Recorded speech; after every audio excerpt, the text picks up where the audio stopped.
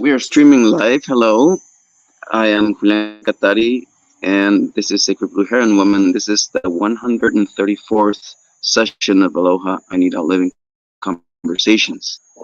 Today, for you folks, we are having a very special conversation, a very crucial subject about the Tao of love and sex. Um, as you can see, I'm shirtless because I'm in the steaming hot Amazon rainforest, and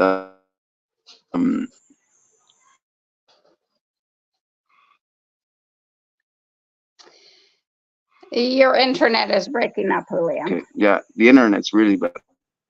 Yeah. Yeah. So, But here we are. Um, had a little story about the hotel having very bad hygiene and having the sheets and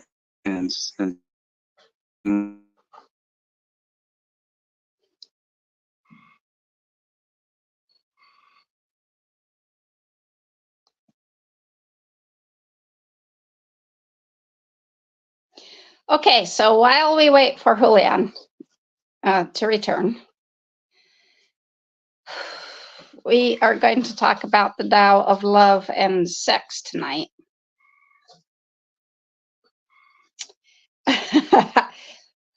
And anyone watching might think, I know everything there is to know about sex. Because I've been sexually active. I'm an adult. I've been sexually active for a while. So, not true. Let's give it a minute and see if Julian reappears. There he is.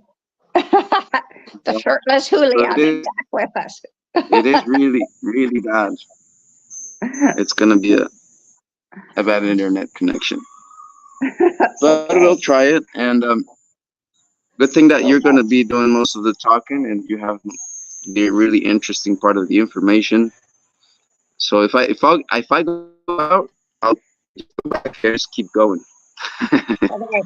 Sounds good. So, What do you think? sounds good. Okay. So here we go. So, the Tao of love and sex, as I was saying when you disappeared, we all think we know because we're sexually active that all there is to know about sex, and that's just nonsense. So, let's start with this. The immediate cause of many devastating diseases can be traced to the fact that man is the only species which does not fulfill their own natural organic law of sexuality. You want me to say that again?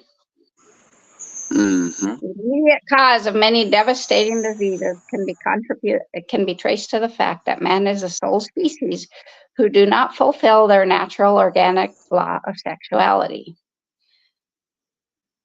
Okay. So once again, I can guarantee you any man watching this will say, oh, I know everything there is to fucking know about sex because women rate me on how good I am in bed. Yeah. I'm about to tell you, you know nothing about sex. I don't know anything about sex. That's just a simple fact of life.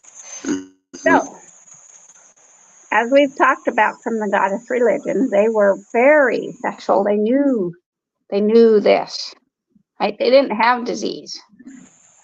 So, people who are brought up with a negative attitude toward life and sex acquire a pleasure anxiety, which is physiologically anchored in chronic muscular spasms. How many of you listening have chronic muscular spasms, low back pain being the most common? This is it's an anxiety of a pleasure anxiety, because sexuality and anxiety are functions of the living organism operating in opposite directions. Pleasure is expansion. That's what the Incas did. They expanded. That's what the League of the Iroquois did. They expanded. Anxious contraction is the opposite form. So this anxious contraction is the core fear of an independent but yet interdependent, communal, genuinely free way of life. This core fear of expansion is just this: the fear of an independent, interdependent, communal, but genuinely free way of life. So, psychic illnesses are the consequences of the sexual chaos of society. And for thousands of years, this chaos has had the function of psychically subjecting humans to the prevailing conditions of existence, of internalizing the external mechanization of life. So for thousands of years, this has served to bring about the psychic anchoring of this patriarchal way of life, which is a mechanized, monetized, militant, or authoritarian civilization, by making us incapable of functioning without it. The domesticated character structure of all of us who continue to reproduce the 6,000-year-old MMM culture, MMM, triple M, like the World Wide Web, we're turning it upside down, right, is typified by characterological armoring against our inner wild, true spiritual central natures and against the social misery which surrounds us. Hence this statement made by a friend of mine about 10 days ago. What I'm supposed to feel bad that the people of Bolivia were stupid enough to let their silver go?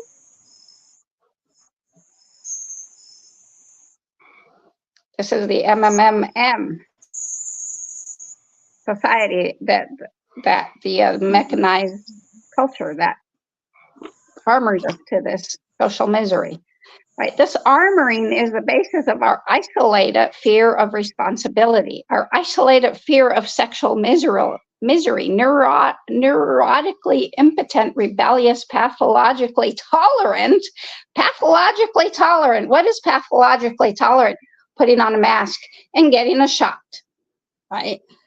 Authority craving and also mystic craving way of life.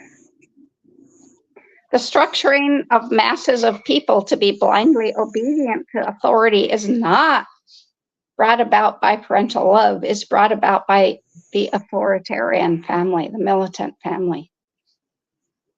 However, since the emergence of the patriarchy, the natural pleasure of work and activity has been replaced by the compulsive duty of the need to have a job, the need to make a living, the need to have a financial life.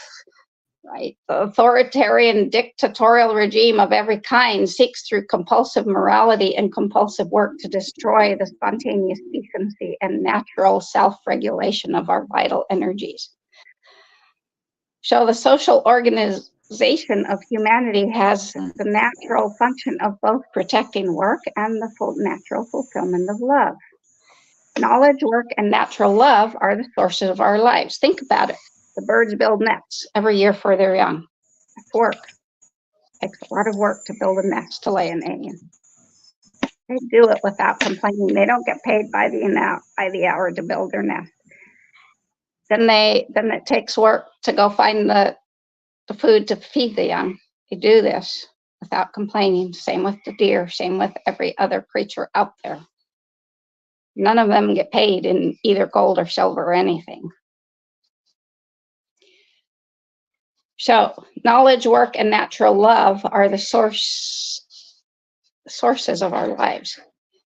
These sources should also govern it, and the full responsibility should be borne by working men and women everywhere.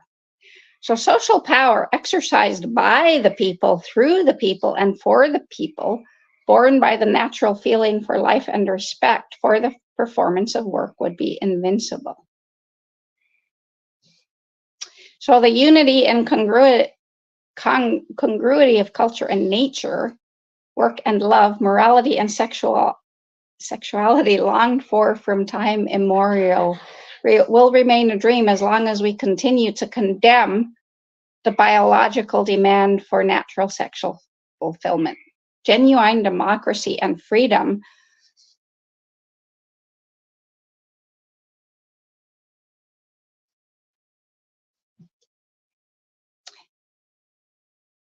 are founded on consciousness and responsibility, but are also doomed to remain in illusion until this demand is fulfilled. Let's see what's going on here with Julian. I just got a message from him, but I'm not actually seeing the message, and I'm letting the dog in.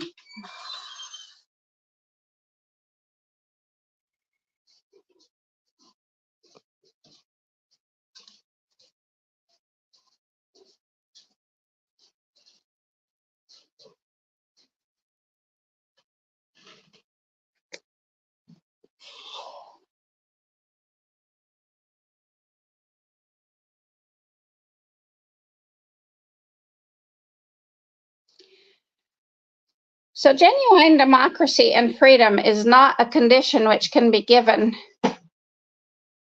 granted, or guaranteed.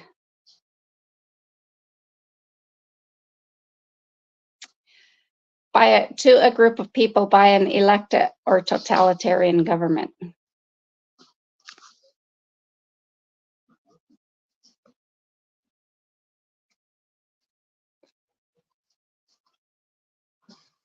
Okay, so I'm going to end the live stream here and show up again.